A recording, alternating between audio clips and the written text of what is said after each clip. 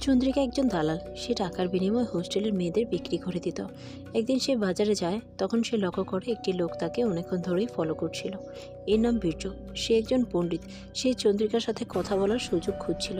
তখন চন্দ্রিকা তাকে দেখে ফেলে আর রেগে গিয়ে তাকে অনেক কথা শোনাতে থাকে। তখন চন্দ্রিকার চামচা এসে পড়ে আর বীর্যকে তাড়িয়ে দেয়। বীর্য চন্দ্রিকার পিছু ছাড়ে না, সব জায়গায় তাকে ফলো করতে থাকে। তার বাড়ির সামনে গিয়ে দাঁড়িয়ে থাকে।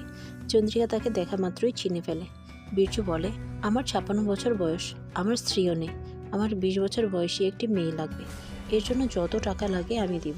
তখন চন্দ্রিকা তাকে বলে, এই বয়সে এসব না করে ভগবানের নাম জপ।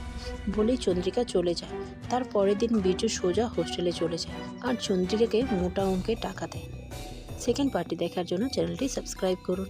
চন্দ্রিকা একজন দালাল। সে টাকার বিনিময়ে হোস্টেলের মেয়েদের বিক্রি করে দিত। একদিন সে বাজারে যায়, তখন সে লক্ষ্য করে একটি লোক তাকে অনেকক্ষণ ধরেই ফলো করছিল। এর নাম বীর্য। সে একজন পণ্ডিত।